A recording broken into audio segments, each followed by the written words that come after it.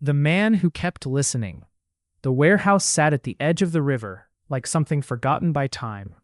Steel walls dulled by rust. Wide loading doors that never fully closed.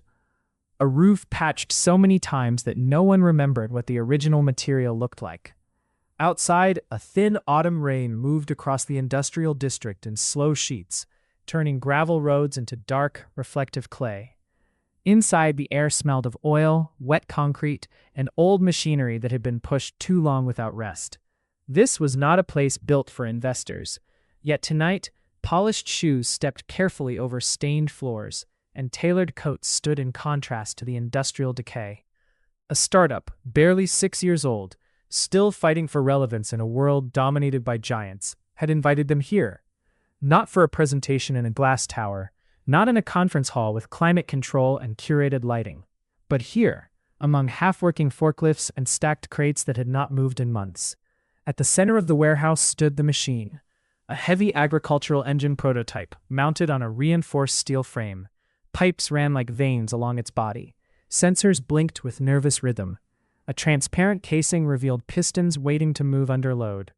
It had been designed to revolutionize high-output farming equipment. Stronger torque, lower fuel consumption, adaptable to uneven terrain. At least that was what the pitch deck promised. The field tests had told a different story, and that was why the investors were here.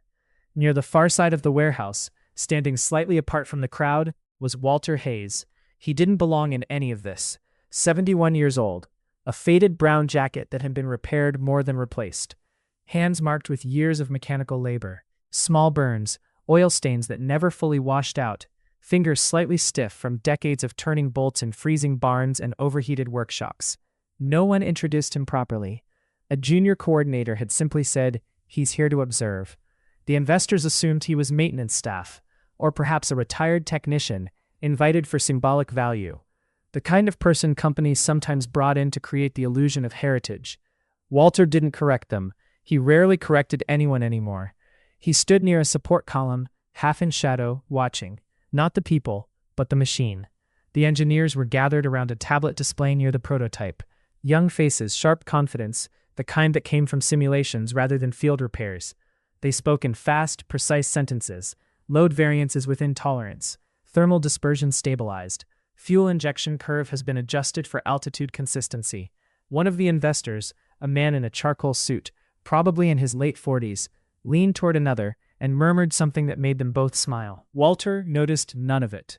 He had stopped paying attention to confidence a long time ago. He listened instead, not with his ears, with something deeper.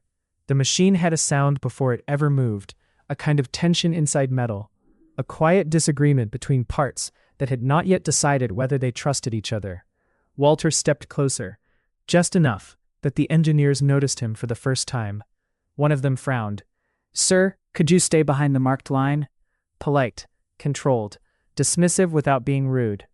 Walter nodded slightly and stopped, but his eyes stayed on the engine's lower assembly. There it was again, a faint irregularity, not loud, not obvious, a vibration pattern that didn't belong. He tilted his head slightly, as if listening to something far away. Then he spoke. "How long did you test it under sustained load at variable humidity?" The question landed awkwardly. One of the engineers blinked. "We ran standard environmental simulations." "I didn't ask about simulations," Walter said quietly. A pause followed. The kind that didn't feel dramatic, just uncertain. The lead engineer forced a small smile. Real-world replication would take months. We accounted for edge cases digitally. Walter nodded again, as if he had expected that answer. Then he looked down at the base of the engine frame. "Your coupling bolts are over-torqued by 2%, he said. Another pause, this one longer. A couple of investors exchanged amused glances. The lead engineer exhaled through his nose, half laughing. "That's within acceptable engineering margin. It wouldn't cause." Walter interrupted, not loudly, not sharply, just precisely. "It's not the torque." Silence didn't fall dramatically. It settled, like dust. Outside, rain hit the metal roof harder for a moment, then softened again. Walter continued, still looking at the machine. "The harmonic frequency in your fuel delivery assembly is offset by the frame resonance. Under sustained load, it won't fail immediately. It will accumulate stress in the lower bracket. Then the crank alignment shifts by fractions you won't detect until it's too late. One of the investors chuckled under his breath. Are we really taking workshop advice from? He stopped when he realized Walter had turned slightly toward him. Not angry, not defensive, just certain. The engineer cleared his throat. And your experience with this system is? Walter hesitated for the first time, just a fraction of a second. Then he said, I built something like it once. A long time ago. No elaboration, no explanation. And somehow that made it more uncomfortable. The lead engineer checked his tablet again, as if numbers could dismiss intuition. We appreciate input, but we're confident in the design. Walter looked back at the engine. His eyes narrowed slightly, not in suspicion, but recognition. The kind that comes from remembering something you wish you had forgotten. He stepped half a pace closer before stopping himself. The coordinator approached again, nervous now. Sir, please. Walter raised a hand slightly. Not in defiance, just acknowledgement. He stepped back, but his attention didn't leave the machine, because now he could hear it more clearly. A subtle imbalance in the rhythm of the assembly, like something already preparing to give way. He exhaled slowly. Then, almost to himself, he said, You've got about 6 minutes before that engine tears itself apart. For a moment, no one responded. Not because they were stunned, but because they didn't know whether to take him seriously enough to react. One of the investors finally smiled. 6 minutes? A quiet laugh followed from someone else. The engineers returned to their screens, and the machine began its demonstration. Walter didn't move. He just watched, waiting for the moment the sound would change. The sound inside the machine. The engine started with a controlled growl, not violent, not unstable, at first. A deep mechanical rhythm filled the warehouse, rolling through the steel beams and concrete floor like a living pulse. Lights on the prototype shifted from steady green to active monitoring amber. Screens around it began updating in real time, numbers cascading like rainfall. For a few seconds, everything looked perfect. The lead engineer straightened slightly, confidence returning to his posture. One of the investors folded his arms, nodding as if confirming what he already believed, that the old man's warning was nothing more than misplaced nostalgia. Walter didn't move. He stood where he was, hands loose at his sides, eyes fixed not on the engine's output display, but on its physical structure. The way metal carries truth is different from screens. A faint vibration had already begun near the lower coupling assembly, almost invisible, but not to him. The warehouse lighting flickered slightly as the engine increased load. Outside, the rain intensified, tapping against the metal roof in uneven rhythm, as if it were trying to match the machine's heartbeat. Load at 40%, one technician called out. Temperature stable. Fuel flow nominal. The words floated through the air like reassurance. Walter stepped half a pace to the side, a habit he never explained to anyone, positioning himself so he could feel vibration through the floor more directly. Now he felt it. A subtle mismatch. Not in power, in timing. The engine wasn't failing yet. It was arguing with itself. He closed his eyes for a second, just listening, not to noise, to pattern. Then he opened them again, and something in his expression changed. Not fear, recognition. A memory resurfacing, uninvited. Years ago, another workshop.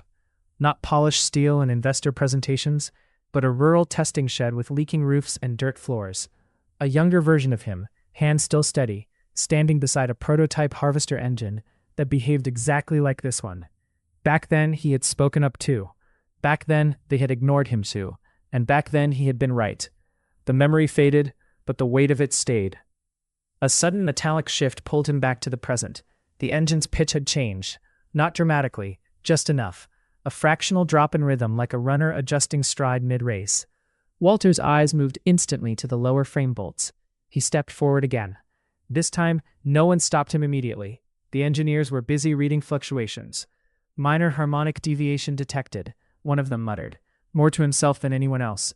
Adjust damping algorithm, another replied. Walter exhaled slowly. It's not the algorithm, he said. The words were calm, too calm. The lead engineer glanced at him, irritation now creeping in. Walter didn't respond. Instead, he crouched slightly, just enough to observe the base junction where engine met frame. His fingers hovered above the metal, not touching yet. He could feel it now more clearly. The vibration wasn't random. It was structured, predictable, and dangerous for that exact reason. You didn't account for physical resonance shift under sustained humidity exposure, Walter said quietly. The engineer frowned. We ran climate simulation cycles. Walter shook his head once. Simulation doesn't account for micro-expansion variance in recycled alloy casings. That sentence landed differently. One of the technicians hesitated for the first time, looking at the frame more closely. The investors, however, were losing patience. This is taking too long, one of them muttered. It's just a test run. Walter ignored them. The engine increased load again, now at 60%. The vibration sharpened, and something small, barely visible, shifted in the lower coupling assembly. A bolt micro-adjusted under stress. Then another. Not failure. Adjustment. The beginning of failure. Walter's jaw tightened slightly. Stop the test, he said. The lead engineer snapped back, finally losing patience. We are not stopping a controlled demonstration based on a sudden metallic knock. Cut him off. Not loud, but precise, like a single warning knock from inside the machine. Everyone heard it. The engineers froze for half a second, then rushed to their screens. Unexpected oscillation spike. Rerouting load distribution. Stabilization failing. The engine's rhythm began to fracture, not collapse. Disruption, like something inside it had started disagreeing with itself, more aggressively. Walter stood up fully now, his eyes locked onto the lower assembly. There it is, he murmured. An investor turned sharply. What did you do? Walter didn't look at him. I didn't do anything. The vibration increased again. Now it was visible, not just felt. The machine's frame trembled slightly against its foundation. Bolts along the lower edge began to show faint stress movement, barely perceptible shifts that most people would miss entirely. But Walter didn't miss them, because he had seen this before. Too many times. The lead engineer's voice rose slightly. Shut down load increase. The technician hesitated. Another yelled, system not responding to manual override. That was when silence stopped being silence and turned into pressure. The engine was no longer demonstrating. It was reacting. Walter stepped forward again, closer this time, past the marked safety line. Someone shouted behind him, but he didn't hear it. Or maybe he chose not to. His focus narrowed to a single point, the coupling junction beneath the fuel line assembly. He could see it now. The exact point where stress was accumulating. A design assumption buried so deep in simulation models that no one questioned it, except reality. The engine's pitch climbed again, higher, sharper, unstable now. The investors stopped talking entirely, not because they understood, but because they finally felt something was wrong, a deep physical wrongness that didn't need explanation. Walter reached the machine. His hand hovered above a bolt housing, and for the first time since the demonstration began, he spoke louder than before. Turn it off. But even as he said it, he was already reaching for the wrench. What experience remembers? The wrench in Walter's hand felt heavier than it should have, not because of its weight, because of everything it represented. Behind him, voices rose in fragments, engineers shouting over each other, investors demanding shutdown protocols, someone repeatedly pressing a console that refused to obey. The machine had moved beyond clean categories of controlled test. Now it was simply load under stress, trying to decide what it would become next. Walter didn't look back. The coupling assembly vibrated under his hand before he even touched it. Metal always tells the truth last, but it tells it eventually. A thin tremor ran through the frame, crawling outward like a nervous system. The lower bolts had begun to shift in microsteps, not yet failing, but no longer stable in the way engineers had assumed they would remain. Walter placed his palm against the casing. Cold, alive in the mechanical sense. Not warm like flesh, but not inert either. A kind of structured resistance that carried memory of every force applied to it. His eyes narrowed slightly. Not fear, calculation. Behind him, someone shouted, "Power cycle isn't responding." Another voice, "If we don't shut it down now." The sentence broke off into static noise and urgency. Walter finally spoke, still not turning around. "Give me 10 seconds. No one answered. Not agreement, not refusal. Just uncertainty suspended in air. He moved closer to the coupling junction and lowered himself slightly, knees bending, body aligning with the machine's geometry the way it always had in his younger years. Not like an observer, like part of it. The vibration pattern was clearer now.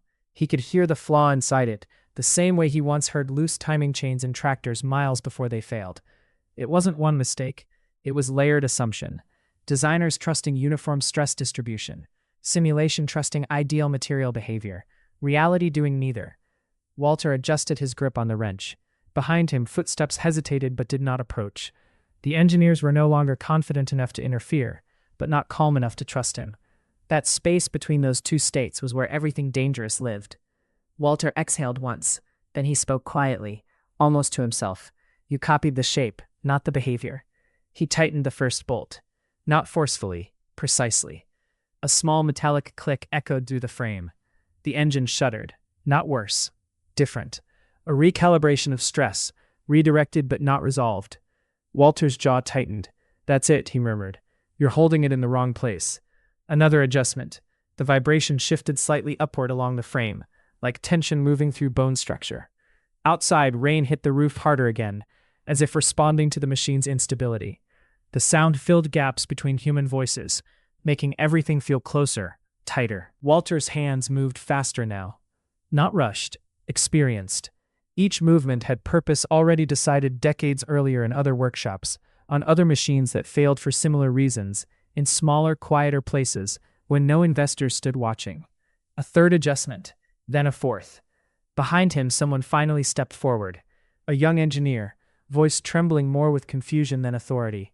What are you doing? You're altering structural balance. Walter didn't turn. I'm correcting what you assumed would stay still. The sentence wasn't dramatic. It was simple. And somehow that made it heavier.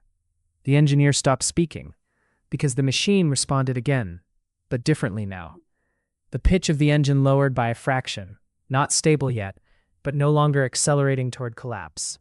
Walter's fingers paused for a brief moment. Something in his expression shifted. Not relief. Memory. The kind that doesn't arrive gently.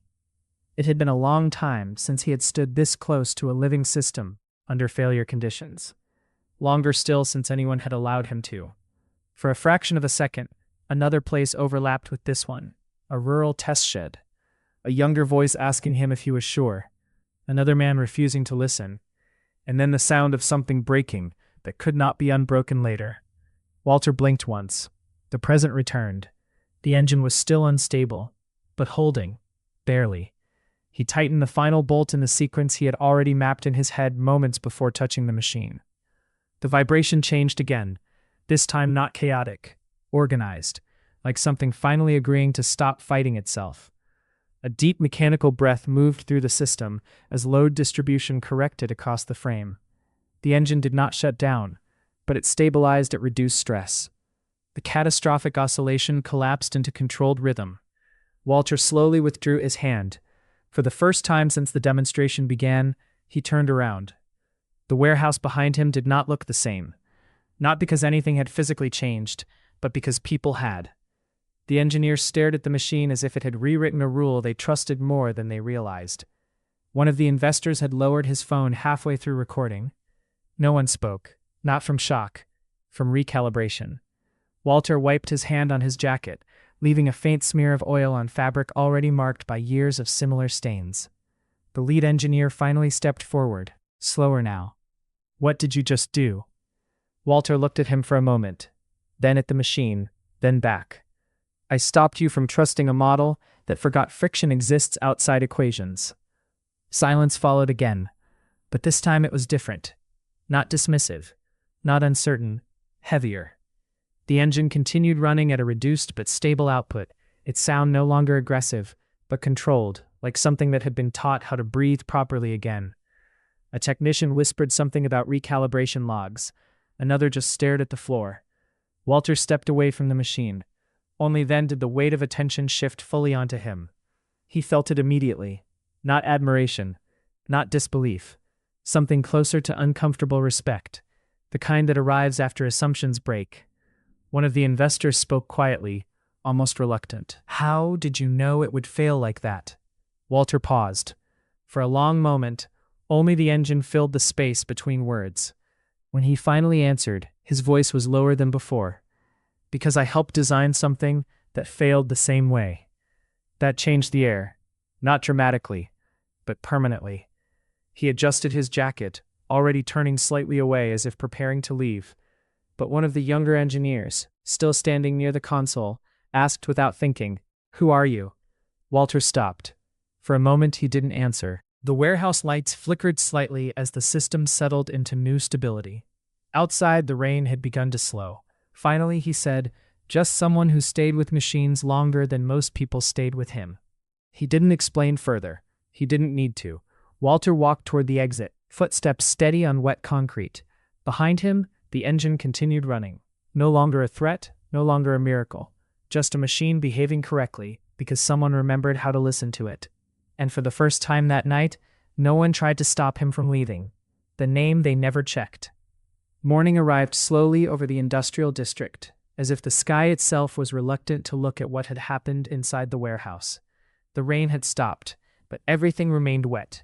Metal surfaces glistening under weak sunlight. Puddles holding reflections of cranes, cables, and half-loaded trucks that hadn't moved through the night. Inside the warehouse, the engine still ran, but no one trusted its sound anymore. Not because it was unstable, because it had been unstable, and then corrected by someone nobody had understood. Walter Hayes was already gone.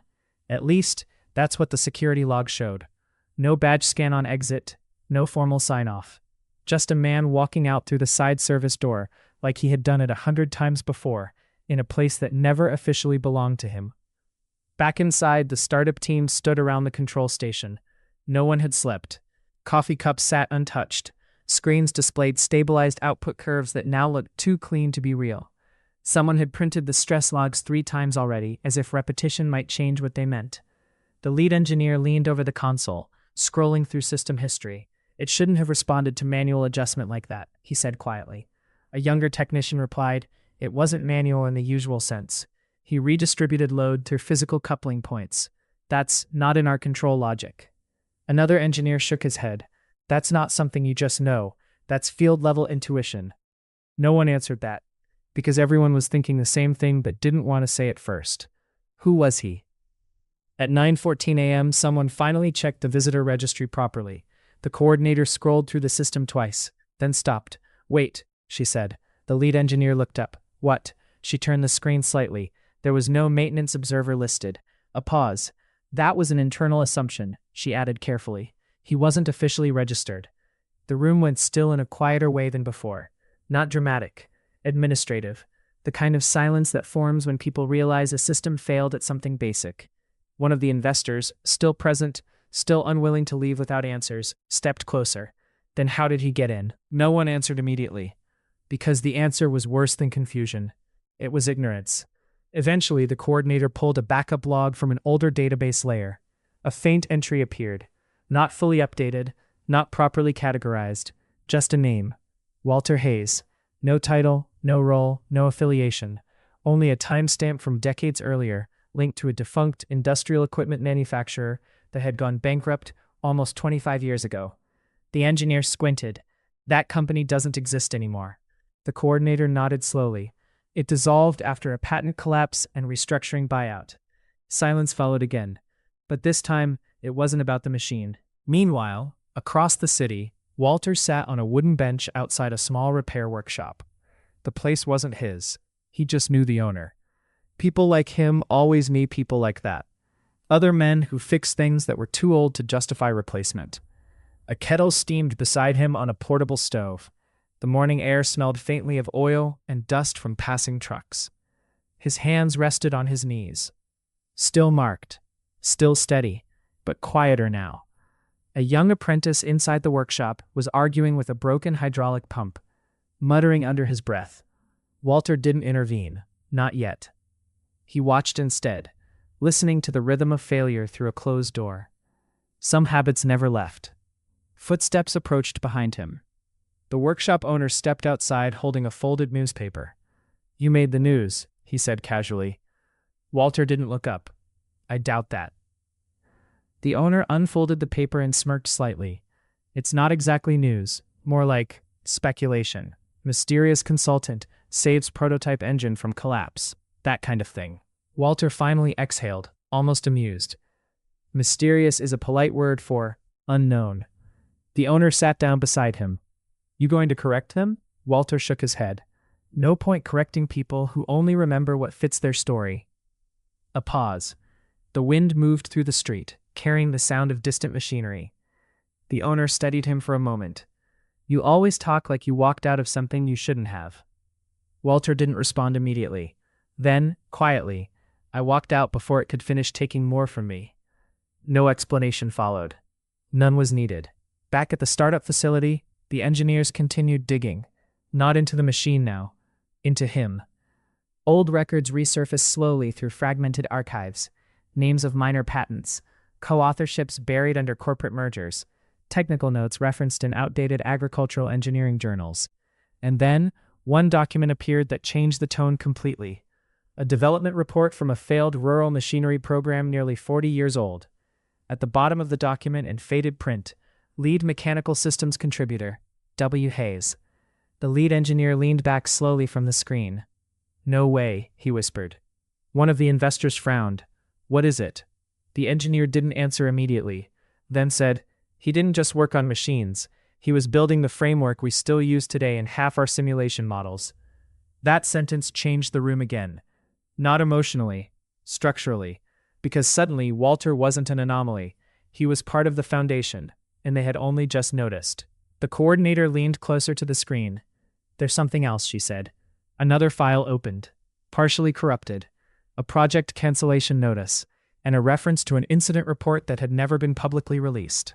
But one line remained visible. On-site failure during prototype stress testing resulted in catastrophic system collapse under unmodeled resonance conditions. The engineer frowned. That sounds like exactly what he warned us about. No one disagreed. No one spoke for several seconds. Then the investor asked quietly, where is he now? No one knew. And for the first time since the demonstration, that uncertainty felt heavier than the machine ever had, because machines could be repaired. But people who understood them like that didn't always stay reachable.